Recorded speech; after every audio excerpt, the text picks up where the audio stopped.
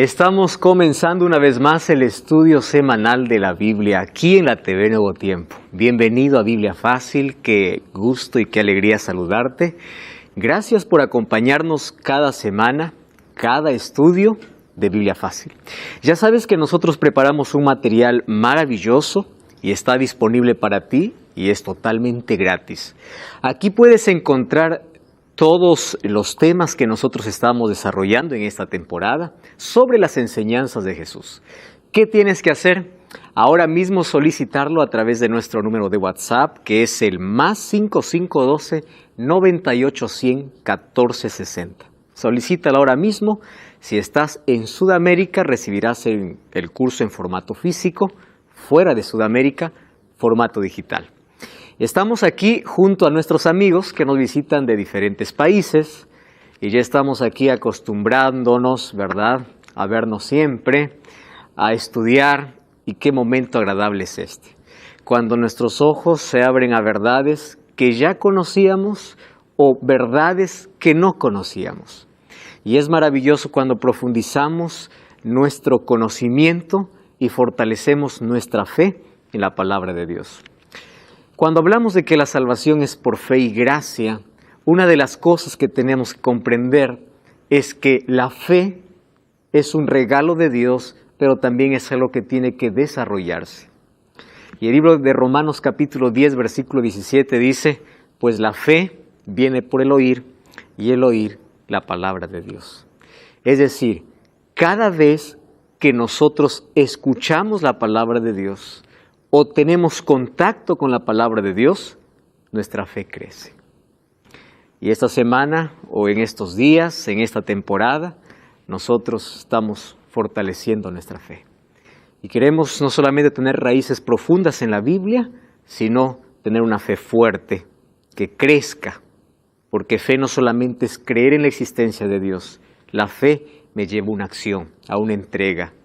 Me lleva a una dinámica, a una relación diaria con Dios. Vamos a abrir la Biblia porque hoy vamos a descubrir uno de los temas más fascinantes.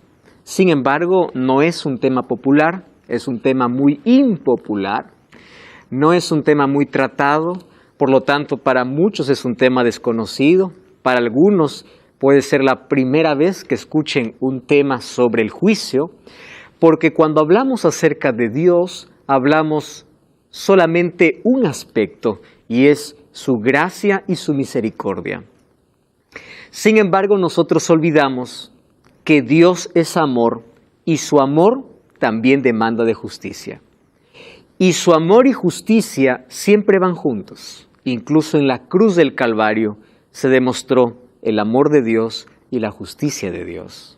Y hoy vamos a ver que un juicio es necesario en la tierra para determinar quién se salva y quién no se salva.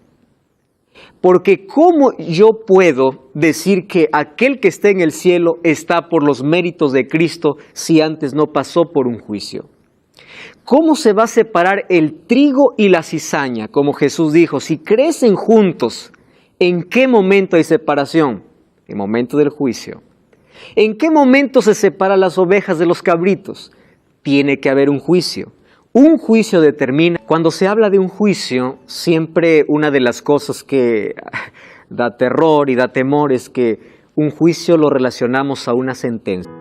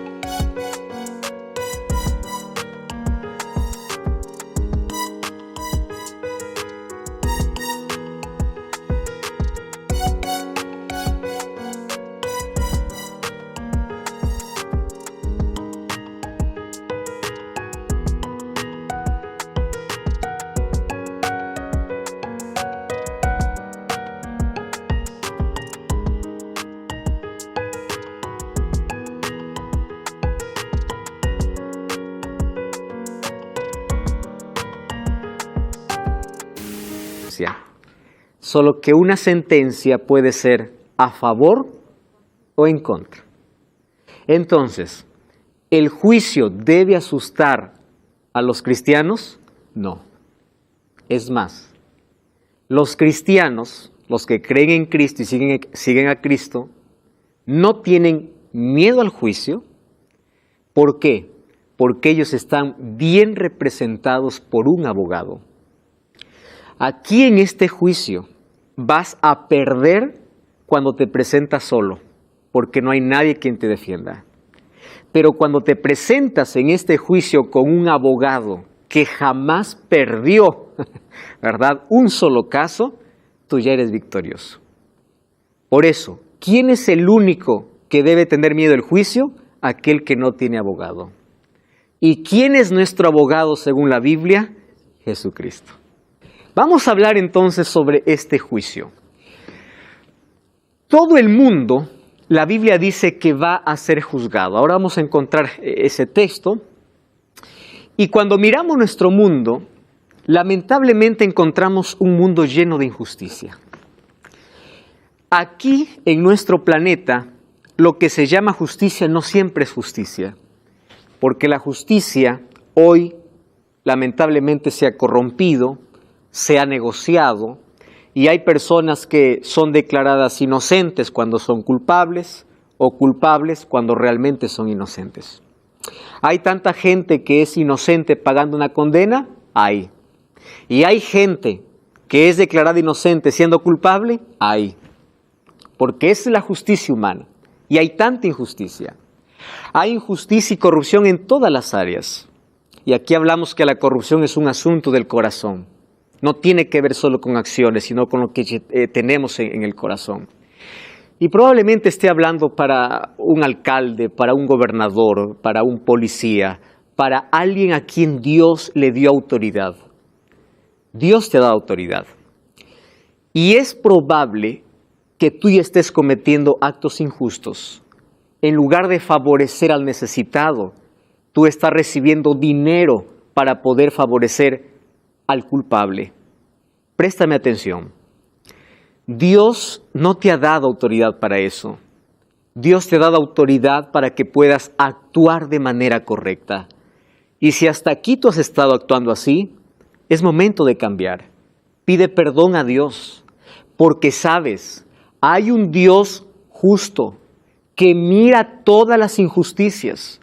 Estoy hablando para alguien que tiene el dinero del pueblo y en lugar de favorecer al pueblo, está favoreciéndose a sí mismo. Tú sabes que eso es injusto. Hay tanta gente en la miseria, personas que mueren de hambre, cuando tú estás distribuyendo de manera equivocada bajo tus propios intereses. Hay un juez justo que está mirando todas tus acciones y un día todos daremos cuenta. Estoy hablando para un esposo que maltrata a su esposa y lo silencia y lo amenaza diciendo, si tú me denuncias, yo te voy a destruir. Hay un juez justo que está tomando acto de todo lo que haces. Y yo no estoy aquí para condenarte, estoy aquí para decirte que es hora de cambiar, no por nuestros esfuerzos. Es hora de volver a Jesús para que transforme nuestra vida. Es hora de dejar nuestro camino porque un día todos seremos juzgados. Todos seremos juzgados. Ahora, ¿de dónde sale esa idea? Vamos a 2 de Corintios capítulo 5, versículo 10. Miren lo que dice el apóstol Pablo.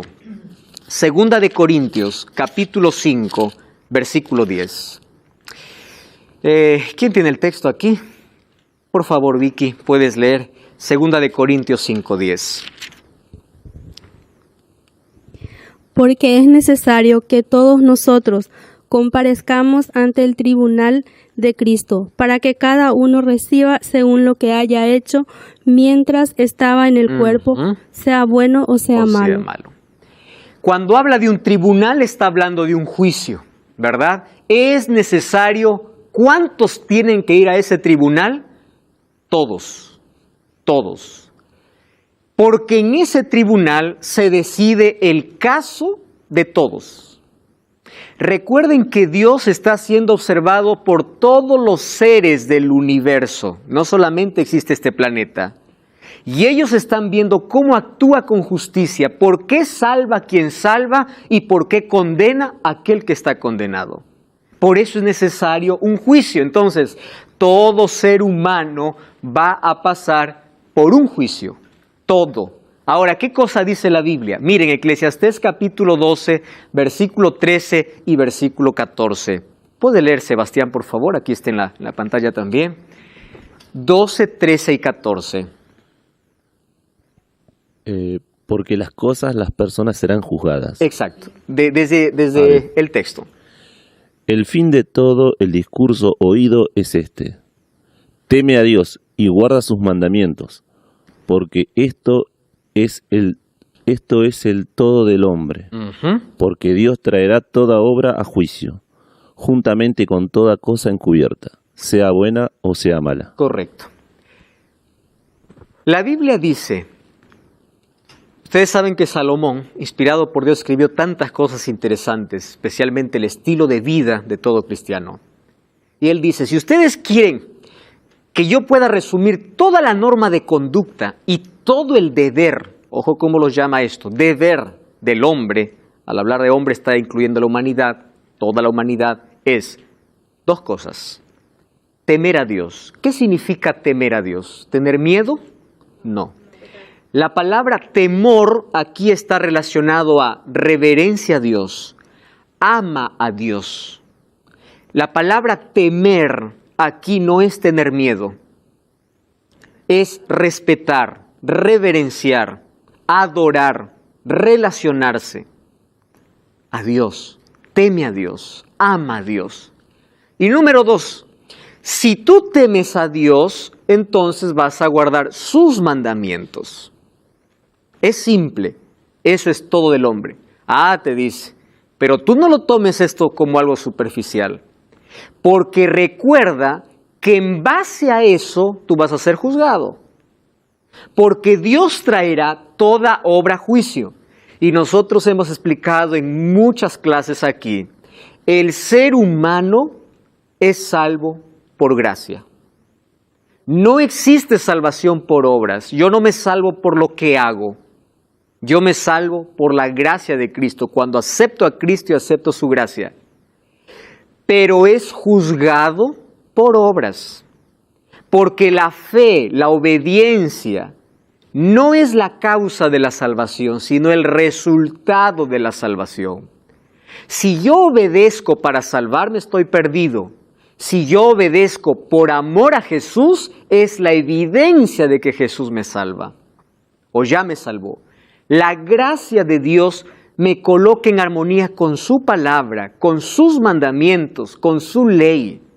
Y es por eso que dice, Dios traerá toda obra a juicio juntamente con él, toda cosa encubierta, sea buena o sea mala.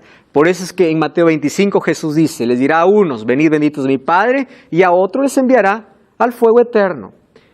¿Y qué cosa les dirá? Tuve hambre, me dices de comer, tuve sed, me dices de beber. ¿Qué cosa está hablando Jesús? Obras.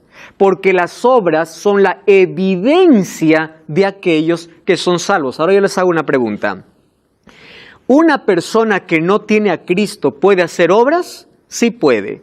Hay muchas personas que no tienen el temor de Dios y hacen muchas obras buenas. ¿Correcto? Pero una persona que tiene a Cristo, es imposible que no se vean sus obras. ¿Cuál es la diferencia entonces si los dos hacen obras? La diferencia es Cristo. Solo que aquí aprendimos algo. Las obras sin Cristo no sirven para nada en nuestra salvación.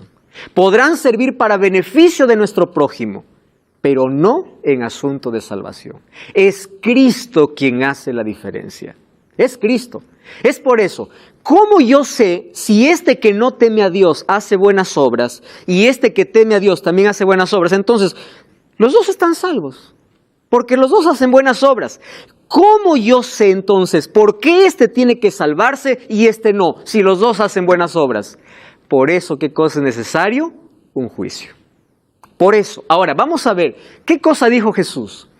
Mateo 12:36, yo os digo que de toda palabra ociosa, ojo lo que dice Jesús, toda palabra ociosa que hablen los hombres, de ella darán cuenta en el día de juicio, porque todo está siendo registrado, que Dios conoce nuestros pensamientos, nuestras acciones, nuestras palabras, y recuerden que las palabras solamente son el resultado de lo que hay adentro, ¿verdad? La abundancia del corazón habla la boca. Nosotros expresamos más o menos un 10% de lo que pensamos. Si ustedes imaginan si lo que expresamos es tan malo, quiere decir que hay un 90% que no fue expresado y es peor. Ahora, dice, tú serás juzgado hasta de tus palabras, porque por tus palabras serás justificado y por tus palabras serás condenado. Por eso cuán importante es la confesión a Dios, la aceptación a Dios, porque se confiesa también con nuestros labios. Por eso cuán importante es la adoración a Dios. Por tus palabras serás justificado. Muy bien. Ahora, qué interesante que aquellas buenas obras no solamente se reflejan en acciones, sino también se reflejan en palabras. Y si las acciones y las palabras son buenas, significa que también el corazón está siendo transformado por Jesús, porque es la evidencia. Salvos por gracia, juzgados por obras. Entonces, mis amigos, las obras tienen que ser naturales. Ustedes no pueden, una planta que está bien regada, que está cuidada, que tiene agua, ¿verdad? Va a dar fruto. Y los frutos son naturales, los frutos salen, no hay esfuerzo. Ahora, ¿qué sucede? Los seres humanos a veces queremos fabricar frutos y a eso se llama hipocresía. Una apariencia de fruto bueno cuando en el corazón hay maldad. A eso Jesús llamó sepulcro blanqueado. Por fuera lindo, por dentro huesos, ¿verdad? Por fuera precioso, por dentro pestilente. Porque el ser humano, por quedar bien, puede aparentar tantas cosas. Pero Dios conoce las motivaciones del corazón. Entonces, las obras no son la causa, sino son el resultado. Somos salvos por la gracia, juzgados por las obras. Ahora, ¿cuál será la norma usada por Dios en el juicio? Vamos una vez más a repetir Eclesiastés 12:3, dice, el fin de todo el discurso oído es este, teme a Dios y guarda sus mandamientos, porque eso es todo del hombre. Y de allí lo relaciona ¿con qué? Con el juicio, porque dice, porque Dios traerá toda obra a juicio. ¿Por qué hay una relación de temor y mandamientos? Nosotros no vamos a comprender esto aislado de Santiago capítulo 1, versículo 25 y el capítulo 2, versículo 10 al 12. Vamos al libro de Santiago. Santiago está en el Nuevo Testamento, fue escrito después de la resurrección de Jesús. Entonces, esto ocurrió después, obviamente, que Jesús ya fue al cielo. Santiago capítulo 1, versículo 25. Miren lo que dice. El que mira atentamente en la perfecta ley, ¿qué cosa dice? La ley de la libertad, Santiago 1:25, la ley de la libertad, y persevera en ella, no siendo oidor olvidadizo, sino hacedor de la palabra, éste será bienaventurado en lo que hace. Quiero que presten atención, una vez más voy a dar énfasis en algo. El que mira atentamente en la perfecta ley, la ley de la libertad. Nuestro próximo capítulo vamos a hablar sobre la ley, pero yo voy aquí a dar algunos aspectos importantes. ¿Ustedes escucharon que la ley condena? ¿Es verdad o no? Sí es verdad. La ley te condena cuando tú le desobedeces. Voy a hacer un ejemplo. Miren, yo estoy apurado y de pronto estoy conduciendo el auto y estoy por pasar, estoy a una distancia, está en luz naranja y yo paso la línea de luz roja, digo, bueno, no importa, yo paso. Y hay una cámara que está registrando mi placa. Dije, ya pasé, bueno. Nadie se dio cuenta, porque nadie más sabía conmigo. Fin de mes me llega una cartita, así sucede aquí en Brasil, ¿verdad? Y allí te dice, mira, tienes que pagar tanto. Entonces yo digo, no puede ser, la ley es una maldición. ¿Es una maldición? Claro, porque me ha condenado. ¿Pero por qué me ha condenado? Porque yo lo desobedecí. Pero la ley no es una maldición, es una bendición. ¿Por qué? Porque si no existiese leyes, todos hicieran lo que quisieran. Entonces, aquí dice, si tú haces caso a la ley y lo llama la ley perfecta, y lo que me llama la atención, la ley de la libertad, es decir, la ley condena a aquel que le desobedece. Aquel que no le desobedece, la ley no le toca, porque está todo tranquilo. Pero uno puede decir, es que en la Biblia hay tantas leyes, pastor. Entonces, cuando habla de ley, está hablando de la ley, ¿no? Que Jesús resumió en amor, la ley. ¿Qué cosa es la ley? Vamos al capítulo 2. Porque el mismo Santiago me tiene que responder, yo no tengo que especular. Versículo 10. Vamos allí, dice, cualquiera que guarde toda la ley, recuerden que Santiago está hablando de ley perfecta y que hay que perseverar para ser bienaventurados. Cualquiera pues que guarde toda la ley, pero ofende en un punto, se hace culpable de todos. Santiago, no te entiendo, sé más claro, dime qué ley, versículo 11. Porque el que dijo, no cometerás adulterio, también ha dicho, no matarás. Ahora, si no cometes adulterio, pero matas, ya te has hecho transgresor de la ley. Hablad y haced como los que habéis de ser juzgados por la ley de la libertad. ¿A qué llama ley de la libertad? ¿Está claro esto? Persevera en la ley de la libertad, te dice. ¿Pero cuál es la ley de la libertad? Bueno, te dice, para ser más claro, aquel que te dijo, no matarás, también te dijo, no cometerás adulterio. Vamos a ver dónde se sale. Vamos a Éxodo, capítulo 20. No pierdan Santiago, ¿está bien? Dejen allí su dedito. Éxodo, capítulo 20. Vamos a ver, versículo 13. O versículo 14, ¿qué cosa dice? No cometerás adulterio. ¿Qué dice el versículo 13? No matarás. ¿Qué dos mandamientos está tocando Santiago? De la ley de Dios. ¿Y qué más dice? No adulterarás, ¿verdad? ¿Dónde está? Versículo 17. O no cometerás adulterio, no adulterarás. ¿Cuál es el otro mandamiento que está tomando Santiago? No matarás. Correcto. Entonces, ¿a qué ley está haciendo referencia? A la ley de Dios. ¿Correcto? Pero lo llama ley de ¿qué? De la libertad. ¿Por qué ley de la libertad? Porque la ley de Dios fue dada para que nosotros caminemos en libertad del pecado. La ley no nos salva, pero nos dice hasta dónde llegar. No cruces esta línea que te haces esclavo. ¿Esclavo de quién? Del pecado. Entonces, si tú quieres guardar, tú no mires a la ley como algo que te salva, ¿correcto? La ley no salva. La ley te advierte, te protege y hace que la libertad que encontraste en Cristo la puedas conservar. ¿Correcto? ¿Quién nos hace libres? Cristo. Y la ley nos advierte, esta es la línea, no cruces. ¿Correcto? Por eso es ley de la libertad. Se llama ley de la protección también.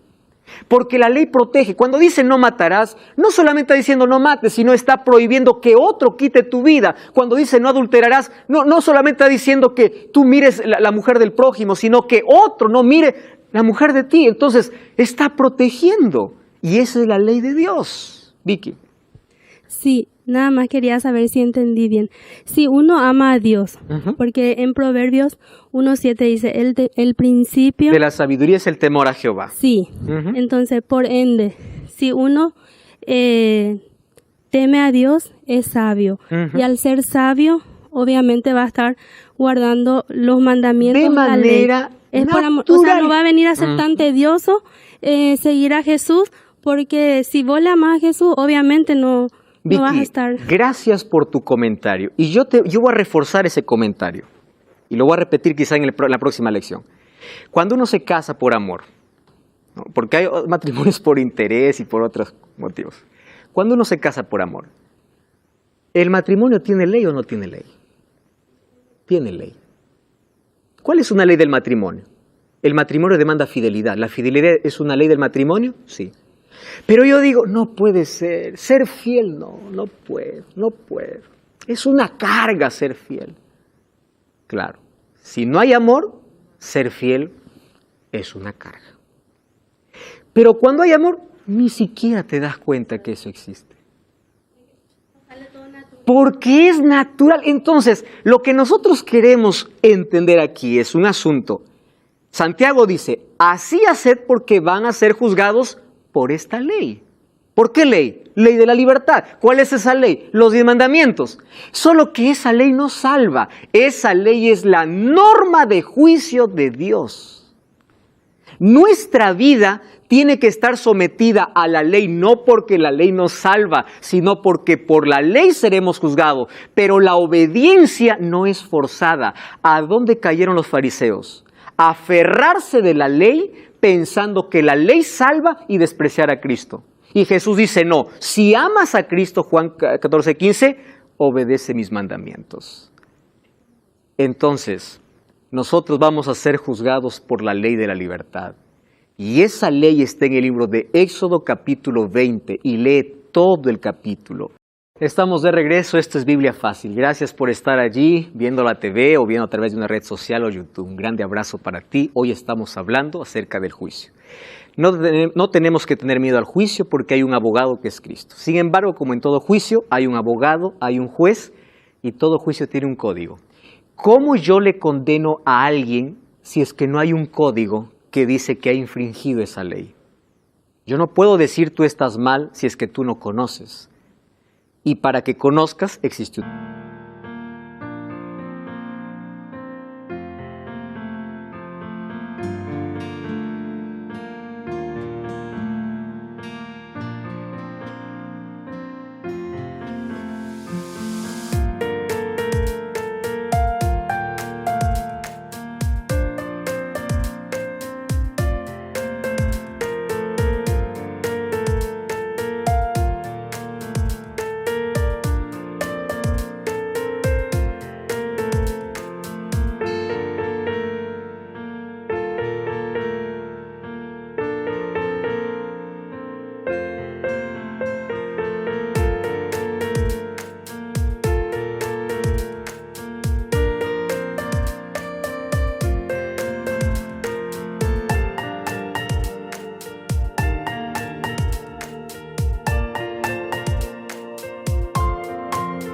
una ley, ¿verdad?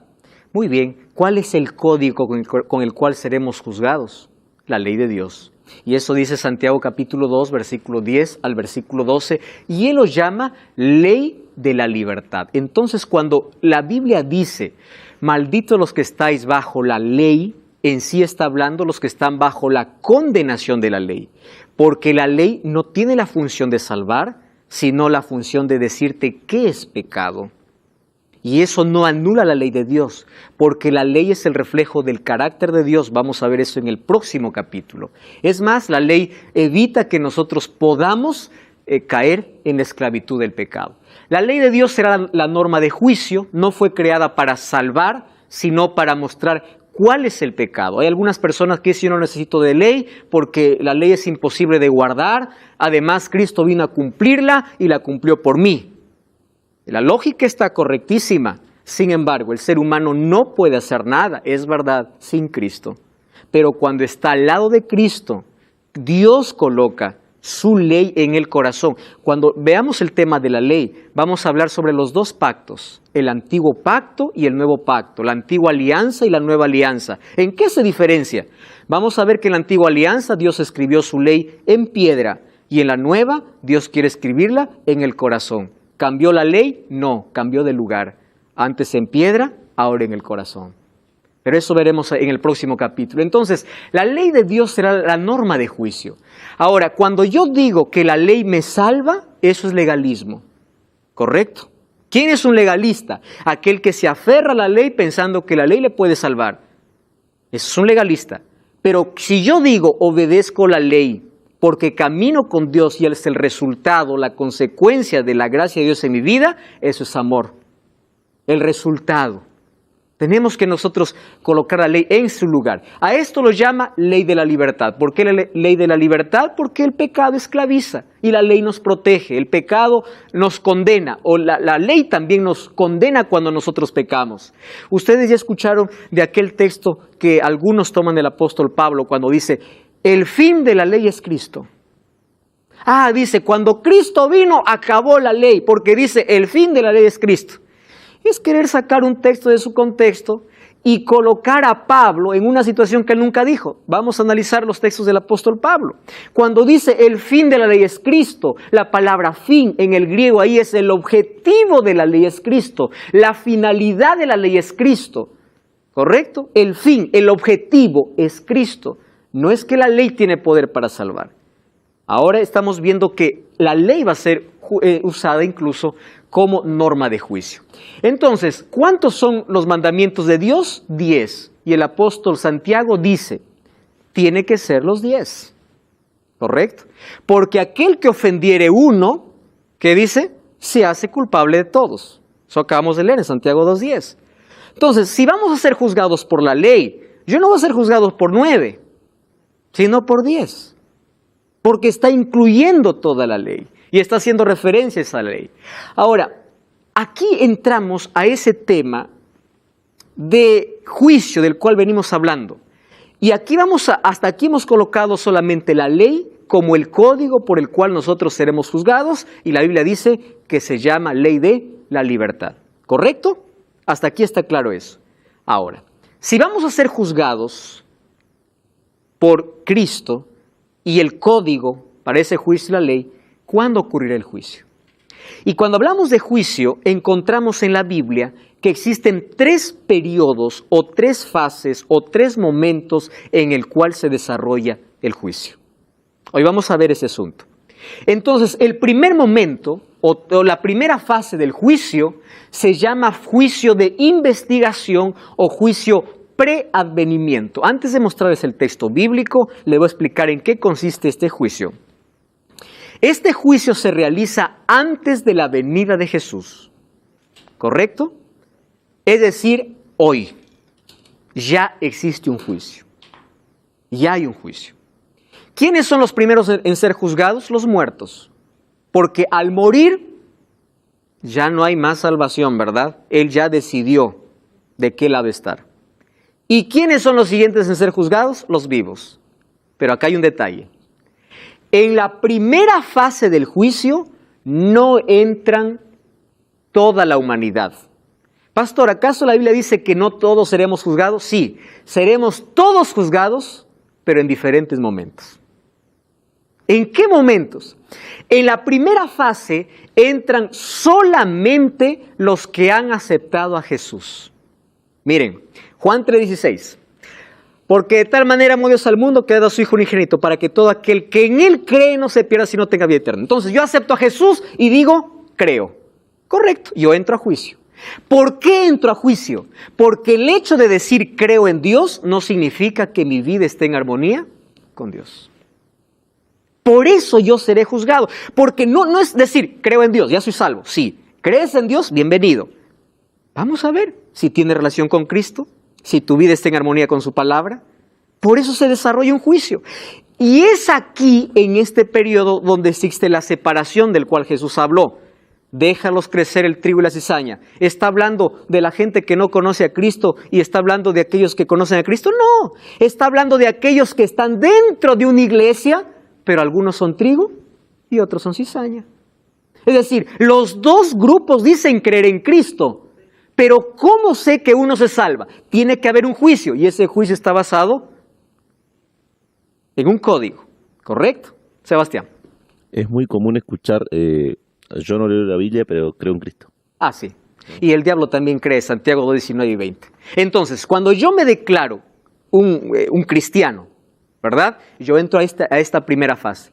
¿Por qué? Porque dice que a través de mis obras, de mi obediencia, de mi fe, no es que eso me salva, sino son la evidencia de que acepté a Cristo. Si soy un cristiano auténtico, tengo mi relación con Cristo, le obedezco por amor, entonces hago de Jesús mi abogado. ¿Ustedes ya conocen cristianos que viven sin Cristo? Es posible. Y el decir eso parece ser como un temor, ¿no? Como que decir, bueno, yo no leo la Biblia nada, pero creo en Dios. Ajá, es verdad. Y ya estoy salvo, porque creo en Dios. Claro. La Biblia me dice que creer es suficiente. Pero la Biblia también me dice que si creo en Dios, voy a entrar en un juicio. Vamos a ver cómo dice el texto. Daniel 7, 9 y 10. Estaba mirando hasta que fueron puestos tronos y se sentó un anciano de días. La palabra anciano de días es muy frecuente allí en los libros proféticos. Anciano de días es un símbolo para representar sabiduría, majestuosidad, respeto y todopoderoso, o representar al todopoderoso. Dice, cuyo vestido era blanco como la nieve, el pelo de su cabeza como lana limpia, su trono llama de fuego, las ruedas del mismo fuego ardiente, un río de fuego procedía y salía delante de él, millares de millares le servían, millones de millones asistían delante de él. Esos millones y millones, ¿de qué está hablando? De ángeles, ¿verdad? Y el juez se sentó y los libros, ¿qué cosa dice? Fueron abiertos. Entonces, existe un juicio antes. La pregunta es, ¿cuándo se da este juicio? Correcto, ¿cuándo? Muy bien, vamos a la Biblia, ¿les parece? Vamos a Apocalipsis capítulo 15. Apocalipsis capítulo 15. Vamos al versículo 8, 15:8. El templo se llenó de humo por causa de la gloria de Dios y por causa de su poder. Nadie podía entrar en el templo hasta que se cumplieron las 7 plagas de los 7 ángeles. Vamos a retroceder al versículo 5. Después de estas cosas miré y estuvo abierto el cielo y el santuario del tabernáculo del testimonio. Pregunta aquí. El libro de Hebreos dice que cuando Jesús fue al cielo, ¿a dónde entró? Al santuario. Porque el santuario terrenal era una miniatura del santuario celestial. ¿Estamos de acuerdo con eso? Y allí Apocalipsis dice que esta visión, ¿dónde lo tiene Juan? En el santuario. Santuario celestial. Correcto. Y el versículo 8 dice que ese templo se llenó de humo. Y al llenarse de humo significa que nadie podía entrar ni salir. Quiere decir, no hay nadie adentro. Al decir que no hay nadie adentro, significa que quien estaba en el santuario salió. ¿Correcto? ¿Por qué Jesús está en el santuario? Para interceder, para ser nuestro abogado. ¿Correcto? Cuando Jesús sale del santuario, ya no existe más abogado. Quiere decir que se acabó el juicio y se acabó la gracia. Cuando Jesús sale del santuario, está definido el caso de cada uno. El libro de Apocalipsis 22:11 dice que hay una exclamación en el cielo que dice, el que es justo siga injusto, el que es santo siga santo. ¿Por qué? Porque ya no hay más salvación. ¿Quieren ver eso? Vamos al capítulo 16. Miren, ven. Capítulo 16. Y vamos nosotros a leer entonces el versículo 9. Los hombres fueron quemados con el gran calor y blasfemaron el nombre de Dios sobre estas plagas y no se arrepintieron. La palabra no se arrepintieron se va a repetir muchas veces en este capítulo. Presten atención. ¿Por qué dice no se arrepintieron? Porque ya no hay espíritu que los convenza de pecado. ¿Y por qué ya no hay espíritu que les convenza del pecado? Porque en el cielo se terminó la gracia. Cristo salió del lugar santísimo y el caso de toda la humanidad está decidido. De aquellos que dijeron ser creyentes, aquellos que pasaron con Cristo están salvos. Se hizo la separación del trigo y la cizaña, ¿dónde? En el cielo. Entonces, aquellos que nunca creyeron a Cristo no pasan por esta primera fase. ¿Por qué no pasan por esta primera fase? Porque ellos van a pasar en una segunda fase. Porque ellos ya han sido condenados por no creer en Cristo. ¿Correcto? Ahora vamos a ver la segunda fase. Ahora, para nosotros comprender el juicio, tenemos que ir a un capítulo donde habla sobre el juicio. Daniel 8:14. Yo les voy a pedir que ustedes puedan ver, yo tengo la explicación de este diagrama en 2 horas de programa de Biblia Fácil, Daniel. Así que voy a pretender hacerlo en 1 minuto y esto probablemente va a quedar para algunos un poco allí medio en el aire, ¿verdad? Algunas cosas. Daniel 8:14 dice, 2300 tardes y mañanas el santuario será purificado. Ezequiel 4:6 y número 14:34 dice que en profecía un día equivale a un año. Cuando dice 2300 tardes y mañanas está hablando 2300 años. Pero si el santuario terrenal fue destruido en el año 70 después de Cristo, quiere decir que del santuario que estaba hablando Daniel ya no era de la tierra, sino del santuario en el cielo. ¿Y por qué dice que el santuario en el cielo será purificado? Porque la palabra purificación está relacionado a una sola palabra en el Antiguo Testamento, día de juicio, que se celebraba el 10º día del 7º mes, una vez al año. El sumo sacerdote entraba al lugar santísimo. Durante todo el año hacían sacrificios, ¿quiénes? Los sacerdotes. Había un altar, el pecador venía, yo confesaba mi pecado, colocaba mi mano sobre la cabeza del animal, el animal moría en mi lugar. Yo no confesaba mis pecados al sacerdote, ponía sobre la cabeza del animal. Y era la transferencia, era el símbolo de ese animal ¿de quién? De Cristo. Cuando ese animal moría, el sacerdote tomaba la sangre, entraba al lugar santo y asperjaba la sangre, ¿verdad? 3 veces, nuevamente salía y decía, tú estás limpio. Eso se hacía durante todos los días, pero el 10º día del 7º mes de cada año había una fiesta diferente. Todo el pueblo estaba reunido alrededor. La Shekinah bajaba del cielo, que era la gloria de Dios. ¿A dónde? Al lugar santísimo. El sumo sacerdote ofrecía perdón por sus pecados, de su familia, y era un día solemne y un día para muchos de temor, porque aquel que no había confesado sus pecados moría. Era un día de juicio. El sumo sacerdote ingresaba al lugar santísimo y ofrecía expiación, purificaba el santuario. ¿Qué significaba purificar el santuario? Quiere decir, todos los pecados que entraron por transferencia a través de la sangre del corderito, ahora sale, y cuando sale coloca las manos sobre un chivo al cual antes echaron suertes, uno para Azazel y uno para Dios, y ese es llevado al desierto para que pueda morir. Eso está en el libro de Levítico. Ahora le estoy explicando de manera rápida. Y allí acababa la purificación, es decir, durante todo el año entraban los pecados y una vez al año los pecados de manera simbólica salían, ¿correcto? Y eran eliminados. ¿Cómo se llamaba eso? Purificación del santuario. ¿Qué día era ese? Un día de juicio. Y cuando vamos a 2300 tardes y mañanas, según Daniel capítulo 9, versículo 23 al 27, encontramos que de las 2300, solamente 70 semanas son determinadas para el pueblo judío, y 70 semanas, si multiplica 70%, son 490 días o 490 años, que tiene su comienzo en el año 457, según Esdras capítulo 7, y termina en el año 34. ¿Qué sucede en el año 34? Muere Esteban, ¿correcto?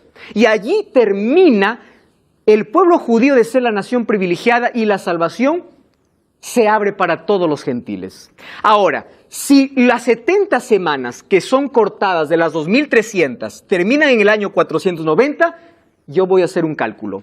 230 menos 490, donde termina el primer periodo, ¿cuánto me queda? 1810. ¿Cuándo terminaron las 70 semanas? En el año 34. Entonces voy a sumar 34 más 1810, entonces ¿cuánto me va a dar? 1844. Y allí hay una profecía que en el libro de Apocalipsis capítulo 9 incluso se repite, o capítulo 10. No tenemos tiempo, ojalá podamos ver cuando hablemos sobre la iglesia, donde dice que un ángel le dio a Juan un librito para comer. Era dulce al comienzo y luego amargó. ¿De qué está hablando? De que en un momento de la historia el mensaje iba a alegrar a tantos, pero luego iba a amargar. ¿Cuál fue el mensaje en la historia que alegró a tantos? La venida de Cristo. ¿Cuándo ocurrió eso? 22 de octubre de 1844. Un hombre llamado Samuel Snow coloca una fecha. Dice, Cristo viene. Pero tras los estudios que hizo Guillermo Miller. Solo que en ese día, cuando todos esperaban a Jesús, Jesús no vino. Y después comprendieron, al nuevamente revisar la profecía, que la purificación del santuario no era en la tierra, sino ¿dónde? En el cielo. Y al decir que comenzó la purificación del santuario en el cielo, significa que en el cielo comenzó ¿qué cosa? La primera fase del juicio. ¿Correcto? Muy bien. Me cansé hablando. Y tienen que ver todo esto cuando hablo sobre este asunto de manera más detallada. Porque resulta que en esta primera fase del juicio, ¿quiénes entran? Aquellos que dicen creer en Dios. Pero hay una segunda fase. Primera de Corintios 6:3. Abran su Biblia, por favor. Primera de Corintios, capítulo 6, versículo 3. Primera de Corintios 6:3. Si alguien lo tiene, también me puede ayudar a leer. ¿Correcto? Gracias. Allí, Victoria. ¿O no sabéis que hemos de juzgar a los ángeles, cuanto más las cosas de esta vida? ¿A qué ángeles vamos a juzgar? Por supuesto que no a aquellos que sirven a Dios, porque ellos, ¿de qué les vamos a juzgar? Exacto, a aquellos que se rebelaron contra Dios. Porque en el cielo existe un registro desde el primer rebelde. Presten atención acá. Si va a haber un juicio, ¿cuándo va a ser eso? Vamos al texto, Apocalipsis 20, 11 y 12. ¿Sí? Lean todos aquí conmigo. Vi un trono blanco. Cada vez que aparece trono, es juicio. Y el que estaba sentado en él, delante del cual huyeron la tierra y el cielo, ningún lugar se encontró para ellos. Y dice allí, vi a los muertos. ¿Acaso, no voy a una resurrección cuando Cristo viene? Sí, pero ¿quiénes resucitaron? Los muertos en Cristo. Pero acá dice, vi a los muertos, grandes y pequeños, de pie ante Dios, y los libros fueron abiertos. Ese de pie ante Dios significa un juicio. Y otro libro fue abierto, el cual es el libro de la vida, y fueron juzgados los muertos por las cosas que estaban escritas en los libros según sus obras. Entonces, en el cielo habrá un juicio. ¿Cuándo? Cuando Cristo lleve a sus redimidos. Y todos nosotros tendremos acceso a los libros de registro en el cielo. ¿Por qué? Porque en el cielo uno se preguntará, ¿por qué no está fulano de tal aquí? Si él era bueno, hacía obras, hacía tantas cosas buenas. ¿Por qué no hace aquí? Y para que la eternidad no tenga un rastro de duda de la justicia de Dios, todos nosotros verificaremos. Por eso esta segunda fase se llama juicio comprobatorio. Aquí nosotros no decidimos a quién salvar o a quién perder. Aquí solo comprobamos la justicia de Dios, por qué se perdió quien se perdió. Ahora, nosotros vamos a encontrar que dice que cuando los libros fueron abiertos, fue abierto el libro de la vida. Jesús dijo a sus discípulos, alégrense. Cuando ellos dijeron, mira Señor, hemos visto tantos milagros en el libro de Lucas. Dice, alégrense cuando sus nombres estén escritos en el libro de la vida. ¿Cuándo nuestro nombre escribe en el libro de la vida? Cuando aceptamos a Cristo y caminamos con Él. Y cuando damos una decisión importante, que es el bautismo, que es la demostración pública. Vamos a llegar a ese punto. Ahora, fíjense, cuando el libro de la vida